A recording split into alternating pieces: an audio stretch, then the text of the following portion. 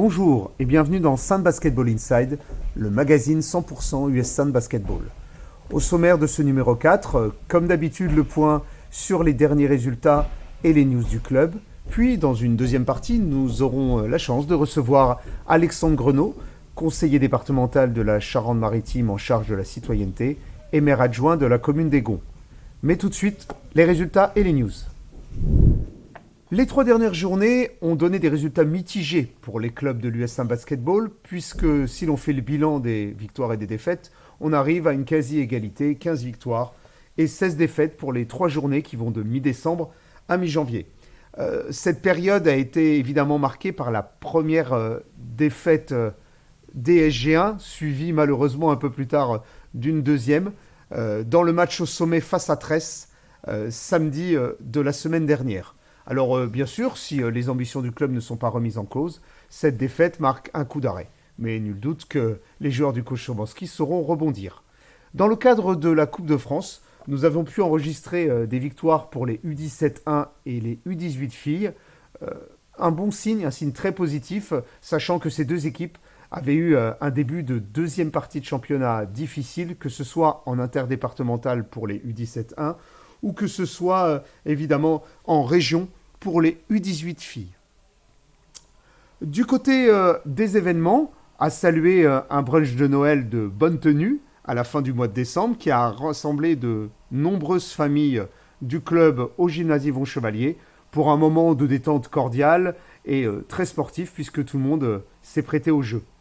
L'événement du mois de février à venir, c'est bien sûr la réception de la Coupe de France avec les 16e et les 8e de finale.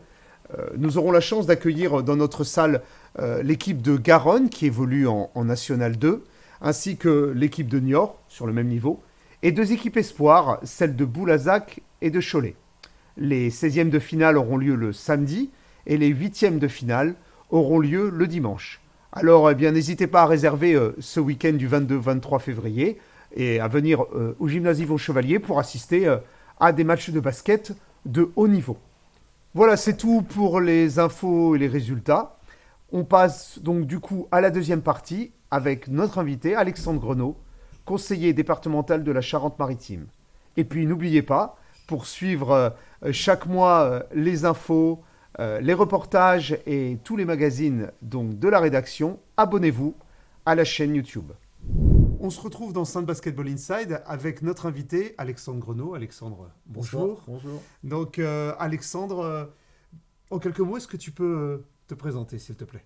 Donc Alexandre Grenot, je suis agriculteur, j'ai 37 ans, marié, 2 petites filles de 4 et 8 ans, et puis une petite vie d'élu aussi. Je suis maire adjoint de ma commune, Les Gonds, à côté de Saintes, et puis conseiller départemental du canton de Ténac, et aussi vice-président du département en charge de la citoyenneté. En quelques mots également, je dirais quel est le lien qui t'attache au sport en général et puis au basketball en particulier. Déjà, le sport fait partie des 3 piliers de la famille. Chez nous, on a toujours parlé d'agriculture, de politique et de sport. Donc nous, on vient vraiment d'une famille de footeux, hein. Football depuis l'âge de 5 ans jusqu'à 20 ans, vraiment très intensément. Et puis le sport en général, les sports de ballon, les sports collectifs, voilà, c'est vraiment très intéressant. Et moi, ça me plaît beaucoup. Et puis le basket, moi j'en ai fait au collège, au lycée. J'aimais bien, mais j'avais l'habitude du plein air. Donc voilà, donc c'était plus des grands carrés verts que d'être en gymnase. Voilà. On va évoquer ensemble le camp basket américain. Donc c'est un événement qui a lieu depuis 3 ans. Il y a eu 3 éditions. Tu t'es investi, j'allais dire au double sens du terme, puisque grâce à toi, les jeunes du club ont pu bénéficier d'une aide financière afin de participer plus facilement pour les familles à ce camp. Pourquoi est-ce que tu as fait cette démarche Qu'est-ce qui t'a poussé finalement à t'investir déjà dès la première année, quelque chose qui était assez nouveau pour la région, oui. Ouais, mais enfin, moi j'aime tout ce qui est novateur et le produit voilà, le concept m'a vraiment séduit. Séduit parce que faire un stage linguistique et en même temps un sport de haut niveau avec des anciens joueurs de NBA, ouais, moi j'aurais été gamin à l'époque, j'aurais eu beaucoup de plaisir à venir. Donc il fallait trouver des solutions pour trouver des financements. Et au département, je suis à la commission sport.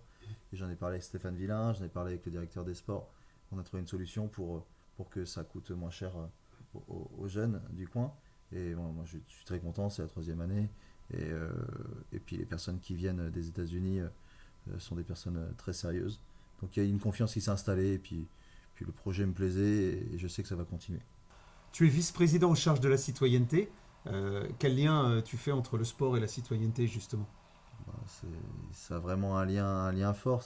La citoyenneté, c'est quoi? C'est vraiment un supplément d'âme. C'est ce qu'on fait en plus pour le collectif. Donc forcément, avec le sport, ça va de pair. Donc toutes les actions qui peuvent être menées sur le monde du bénévolat, le monde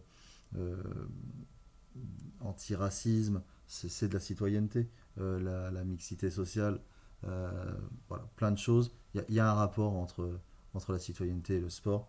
Et le citoyen du sport, le don de soi pour les autres est très important.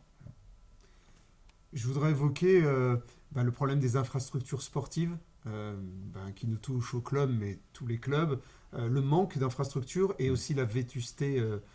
Ton avis en tant qu'élu de terrain sur une problématique qui touche aussi du coup à la citoyenneté, à la jeunesse, à l'éducation? Eh bien, la réponse d'un politique serait de dire il y a des baisses de dotation, du coup, eh ben, on ne peut pas faire autant qu'avant. Bon, par contre, quand on est sur le terrain et qu'on s'aperçoit et qu'on regarde ce qui se fait ailleurs, moi je pense qu'il faut que l'agglomération synthèse se prenne en main sur un futur mandat et se dise finalement les infrastructures culturelles, sportives, eh ben, on les prend en charge. On a la compétence sport, on a la compétence culture et on travaille tous ensemble avec 36 communes pour avoir des infrastructures qui tiennent la route. La ville de Saintes ne peut pas assumer toute seule tous les gymnases. C'est aussi des jeunes et des moins jeunes des autres communes qui viennent. Et nous, moi je suis sur les Gonds, il y a beaucoup de gens de Saintes et des alentours qui viennent dans notre salle des fêtes et notre salle associative pour faire des activités toute la semaine. Je pense qu'il y a un travail de fond à mener. Ça existe dans d'autres collectivités. Et on voit des grosses infrastructures sportives qui se montent. On se dit waouh, ça a dû coûter cher à la commune. Et en fait, on voit complexe intercommunal. Donc, c'est l'avenir. Il faut qu'on gère l'argent public d'une autre manière. Et au niveau du sport et des infrastructures, il y a des choses à faire. Et je pense qu'on y arrivera au prochain mandat à en parler. Justement, je vais rebondir un peu, puisqu'on parlait de l'associatif. Les associations ont des difficultés financières. Alors, c'est vrai que tout le monde le sait, hein, l'État est beaucoup moins dépensier en termes d'aide aux collectivités territoriales, quelles qu'elles soient, région, département. Et c'est vrai que c'est une problématique à laquelle il va falloir faire face. Pareil, un avis, ou plus qu'un avis, je dirais, j'imagine que tu as réfléchi à ces problématiques, parce qu'en tant qu'élu de terrain, tu es touché de plein fouet. Les gens doivent t'en parler. Comment fait-on? Parce que là, quand on est dans l'associatif local, l'intercommunalité, des fois, c'est plus compliqué aussi, j'imagine. Oui, mais quand on parle d'intercommunalité, c'est aussi de la mutualisation. Et la mutualisation, c'est aussi avoir des associations qui se regroupent. Pourquoi il y a 3 clubs de foot au sud de Saintes, dans trois communes différentes, et pourquoi on n'en fait pas qu'un seul? Et du coup, on mutualise les équipements, mais on mutualise aussi l'humain. Et l'humain, et il y a une nouvelle dynamique qui se met en route. Et je crois qu'il faudra qu'on arrête d'avoir dans chaque chapelle voilà, le club de foot, le club de basket, le club de couture. Il faut qu'on réinvente le monde associatif. Et c'est pas régresser pour moi, je veux dire. Je pense qu'au contraire, c'est amener du modernisme, se dire finalement, à côté de chez nous, à 5 km, il y a des gens aussi compétents que nous, qui ont autant de cœur et autant de passion. Et pourquoi on ne se regroupe pas avec eux? Et mine de rien, les collectivités autour, les élus pourraient se dire, après tout, tant mieux, et nous on avance en ce sens-là, et on leur offre des équipements de plus grande valeur. Je pense que c'est un état d'esprit. Il faut du temps, mais quand on voit des communes qui perdent des associations, qui perdent des bénévoles, et tout est porté à bout de bras, la moyenne d'âge des bénévoles, et De plus en plus c'est élevé, oui. de plus en plus Ouais, élevé. oui, oui. Donc la société est quand même un peu plus individualiste. Les jeunes générations œuvrent moins dans le monde du bénévolat. Donc il faut trouver des solutions. Faut qu'on se regroupe, je pense. Ouais, c'est le maître mot. En Oui, effet, exactement. hein. Mutualisation, regroupement des forces financières et humaines. Tout à fait. En tout cas, ça paraît très sensé. À titre plus personnel, pour finir, est-ce que c'est pas un peu difficile de concilier un métier aussi exigeant que celui d'agriculteur et une carrière politique qui est aussi évidemment extrêmement chronophage? Alors comment fait-on? Alors comment fait-on? On pense plus beaucoup à soi, on pense beaucoup aux autres. Le métier d'agriculteur, c'est une passion. L'engagement de la vie publique, c'est une passion aussi. Du coup, moi j'ai une chance, c'est que je travaille en groupe. Voilà, on travaille en commun. Nous y voilà. Nous y voilà. Moi, voilà, nous on a une ferme, on dit pas mon tracteur, on dit notre tracteur, on dit pas mon champ, on dit notre champ. Et du coup, moi j'ai mon cousin qui est 100% du temps sur la ferme, qui me permet de pouvoir me dégager du temps. Et la génération avant, c'était mon père qui restait plus sur la ferme et mon oncle qui prenait responsabilité. Et mon grand-père avait été 42 ans maire de Ténac, conseiller général. Donc c'est dans l'ADN de dire on donne du temps pour les autres, mais on n'oublie pas la ferme. Et donc c'est vrai que ça fait des grosses journées, plusieurs fois par jour, on se change, on passe du champ à la réunion. Mais moi je veux continuer à avoir cette vie-là, même si c'est fatigant par moment. Un élu qui n'est plus dans la vie active, il est certainement bon dans plein de domaines, meilleur que moi, mais par contre peut-être pas le même état d'esprit. Et quand on est chef d'entreprise, quand on est salarié et qu'on est aussi élu, on voit les choses d'une autre manière. Donc voilà. Et puis moi j'ai un autre boulot, c'est d'être papa. Hein. Ça prend un énorme boulot pour élever avec mon épouse nos deux filles.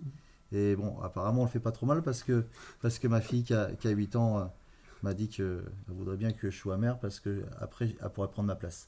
Donc, voilà. Alors, Donc je vois que déjà, c'est dans l'ADN. c'est dans l'ADN. C'est dans l'ADN. Donc du coup voilà. Donc le métier d'agriculteur, on sait que les agriculteurs ont toujours pris beaucoup de responsabilités dans les organismes, dans les banques, parce que le métier pouvait le permettre. L'hiver, un peu moins de travail. Moi, je suis céréalier, je ne suis pas éleveur, donc ça me laisse du temps l'hiver.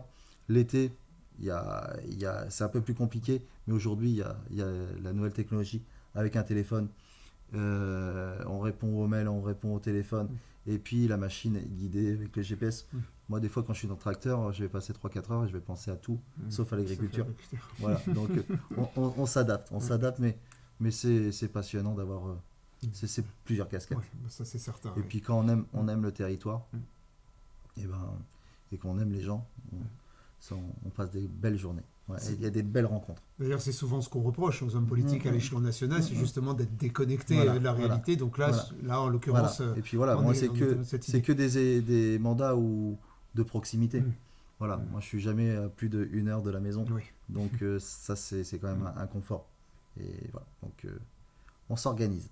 Je vois ça. En tout cas, merci beaucoup d'être venu dans Inside. Quant à nous, eh bien, on va se donner rendez-vous le mois prochain pour un nouveau numéro de Sand Basketball Inside, le magazine 100% US Sand Basketball. À bientôt.